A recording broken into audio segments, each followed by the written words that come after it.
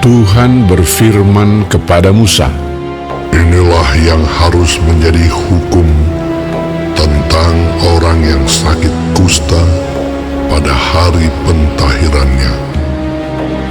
Ia harus dibawa kepada imam, dan imam harus pergi keluar perkemahan.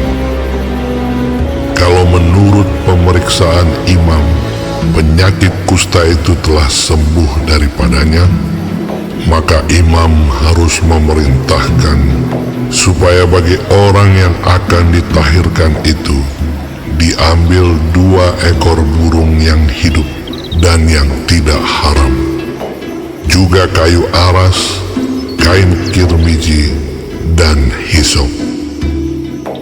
Imam harus memerintahkan supaya burung yang seekor disembelih di atas belanga tanah berisi air mengalir. Tetapi burung yang masih hidup haruslah diambilnya bersama-sama dengan kayu aras, kain kirmizi, dan hisop. Lalu bersama-sama dengan burung itu, semuanya harus dicelupkannya ke dalam darah burung yang sudah disembelih di atas air mengalir itu. Kemudian ia harus memercik 7 kali kepada orang yang akan ditahirkan dari kusta itu, dan dengan demikian mentahirkan dia. Lalu burung yang hidup itu haruslah dilepaskannya ke padang. Orang yang akan ditahirkan itu haruslah mencuci pakaiannya, mencukur seluruh rambutnya, dan membasuh tubuhnya dengan air, maka ia menjadi tahir. Sesudah itu, ia boleh masuk ke dalam perkemahan, tetapi harus tinggal di luar kemahnya sendiri 7 hari lamanya. Maka pada hari yang ke-7, ia harus mencukur seluruh rambutnya, rambut kepala, janggut, alis, bahkan segala bulunya harus dicukur, pakaiannya dicuci, dan tubuhnya dibasuh dengan air, maka ia menjadi tahir. Pada hari yang ke-8, ia harus mengambil 2 ekor domba jantan yang tidak bercela, dan 1 ekor domba betina berumur 1 tahun yang tidak bercela, dan 3/10 eva tepung yang terbaik diolah dengan minyak sebagai korban sajian, serta 1 log minyak. Imam yang melakukan pentahiran itu harus menempatkan orang yang akan ditahirkan bersama-sama dengan persembahannya di hadapan Tuhan di depan pintu kemah pertemuan. Dan ia harus mengambil domba jantan yang 1 ekor dan mempersembahkannya sebagai tebusan salah bersama-sama dengan minyak yang 1 log itu. Dan ia harus mempersembahkannya sebagai persembahan unjukan di hadapan Tuhan.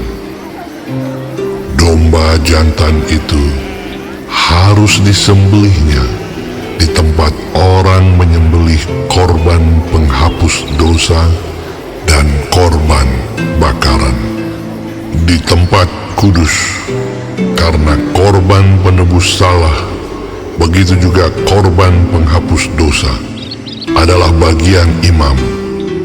Itulah bagian Maha Kudus.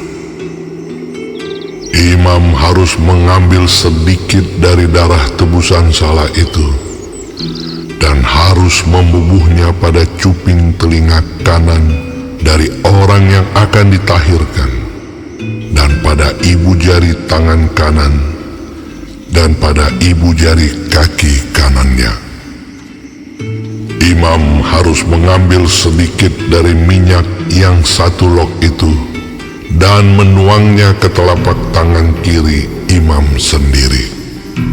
Ia harus mencelupkan jari kanannya ke dalam minyak yang di telapak tangan kirinya itu, dan sedikit dari minyak itu haruslah dipercikkannya dengan jarinya 7 kali di hadapan Tuhan. Dari minyak selebihnya, imam harus membubuh sedikit pada cuping telinga kanan orang itu, pada ibu jari tangan kanannya, dan pada ibu jari kaki kanannya, di tempat mana darah tebusan salah dibubuhkan. Dan apa yang tinggal dari minyak itu haruslah dibubuhnya pada kepala orang yang akan ditahirkan.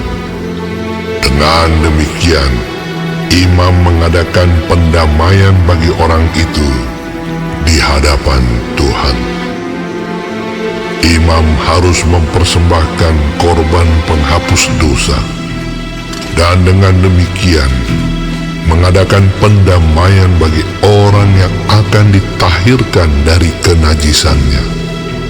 Dan sesudah itu, ia harus menyembelih korban bakaran.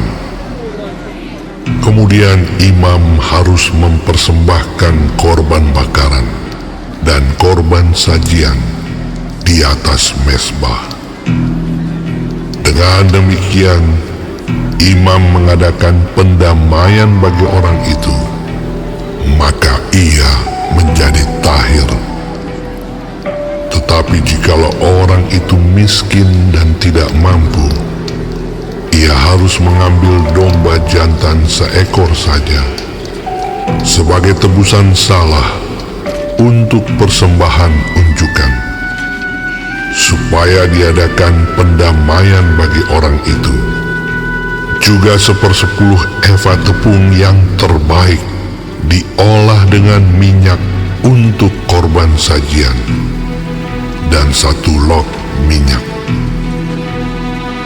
Dan lagi 2 ekor burung tekukur atau 2 ekor burung merpati, sekadar kemampuannya, yang seekor harus menjadi korban penghapus dosa, dan yang seekor lagi menjadi korban bakaran. Pada hari yang ke-8, ia harus membawa semuanya untuk pentahirannya kepada imam ke depan pintu kemah pertemuan di hadapan Tuhan. Kemudian imam harus mengambil domba tebusan salah dan minyak yang 1 lok itu. Lalu imam harus mempersembahkan semuanya sebagai persembahan unjukan di hadapan Tuhan. Ia harus menyembelih domba tebusan salah, dan imam harus mengambil sedikit dari darah tebusan salah itu dan membubuhnya pada cuping telinga kanan orang itu, dan pada ibu jari tangan kanan dan ibu jari kaki kanannya. Dan imam harus menuang sedikit dari minyak itu ke telapak tangan kirinya sendiri. Lalu sedikit dari minyak itu haruslah dipercikkan oleh imam dengan jari kanannya 7 kali di hadapan Tuhan. Kemudian imam harus membubuh sedikit dari minyak itu pada cuping telinga kanan dari orang yang akan ditahirkan, pada ibu jari tangan kanannya, dan pada ibu jari kaki kanannya, di tempat mana dibubuhi darah tebusan salah itu. Dan minyak selebihnya haruslah dibubuhnya pada kepala orang yang akan ditahirkan, supaya diadakan pendamaian bagi orang itu di hadapan Tuhan. Lalu ia harus mempersembahkan seekor dari kedua burung tekukur atau anak burung merpati yang dibawa orang itu sekadar kemampuannya, yang seekor sebagai korban penghapus dosa, dan yang seekor lagi sebagai korban bakaran di samping korban sajian. Dengan demikian, imam mengadakan pendamaian bagi orang yang akan ditahirkan di hadapan Tuhan. Itulah hukum tentang pentahiran seorang yang kena kusta yang tidak mampu. Tuhan berfirman kepada Musa dan Harun, Apabila kamu masuk ke tanah Kanaan yang akan kuberikan kepadamu menjadi milikmu, dan aku mendatangkan tanda kusta di sebuah rumah di negeri milikmu itu, maka pemilik rumah itu harus datang memberitahukannya kepada imam. Ada kelihatan seperti tanda kusta di rumahku. Maka imam harus memerintahkan supaya rumah itu dikosongkan. Sebelum ia datang memeriksa tanda kusta itu, supaya jangan menjadi najis segala yang ada di dalam rumah itu. Dan sesudah itu, barulah imam datang untuk memeriksanya. Kalau menurut pemeriksaannya, tanda pada dinding rumah itu merupakan lekuk-lekuk yang kehijau-hijauan atau kemerah-merahan warnanya, yang kelihatan lebih dalam dari permukaan dinding itu. Imam harus keluar dari rumah itu, lalu berdiri di depan pintu rumah dan menutup rumah itu 7 hari lamanya. Pada hari yang ketujuh, imam harus datang kembali. Kalau menurut pemeriksaannya, tanda kusta itu meluas pada dinding rumah, maka imam harus memerintahkan supaya orang mengungkit batu-batu yang kena tanda itu dan membuangnya keluar kota ke suatu tempat yang najis. Dan ia harus mengikis rumah itu sebelah dalam berkeliling, dan kikisan lepa itu haruslah ditumpahkan keluar kota ke suatu tempat yang najis. Dan orang harus mengambil batu-batu lain, lalu memasangnya sebagai pengganti batu-batu tadi, dan harus mengambil lepa lain dan melepa rumah itu. Tetapi jikalau tanda itu timbul lagi di dalam rumah itu, sesudah batu-batunya diungkit dan sesudah rumah itu dikikis, bahkan sesudah dilepa lagi, dan kalau imam datang dan menurut pemeriksaannya tanda itu meluas di dalam rumah, maka kusta ganaslah yang di dalam rumah itu, dan rumah itu najis. Rumah itu haruslah dirombak, yakni batunya, kayunya, dan segala lepa rumah itu, lalu dibawa semuanya keluar kota ke suatu tempat yang najis. Dan orang yang masuk ke dalam rumah itu selama rumah itu ditutup menjadi najis sampai matahari terbenam.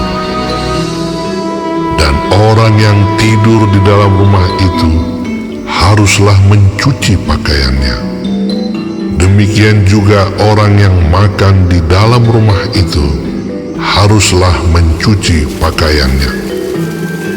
Tetapi jikalau imam datang dan menurut pemeriksaannya tanda itu tidak meluas di dalam rumah itu sesudah dilepa, maka imam harus menyatakan rumah itu tahir, karena tanda itu telah hilang.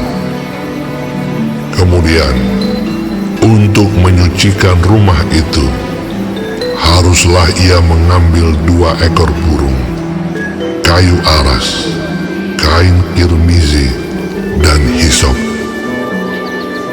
Burung yang seekor haruslah disembelihnya di atas belanga tanah berisi air mengalir. Lalu ia harus mengambil kayu aras dan hisop, kain kirmizi, dan burung yang masih hidup itu, dan mencelupkan semuanya ke dalam darah burung yang sudah disembelih dan ke dalam air mengalir itu.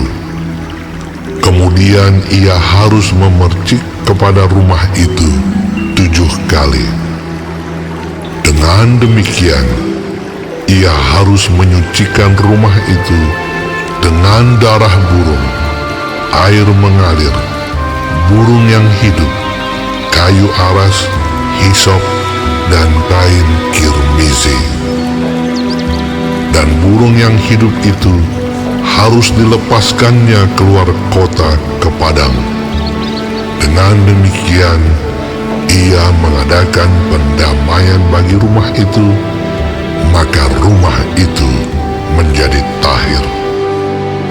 Itulah hukum tentang setiap penyakit kusta, kudis kepala, tentang kusta pada pakaian dan rumah, tentang bengkak, bintil-bintil, dan panau, untuk memberi petunjuk dalam hal najis atau dalam hal tahir.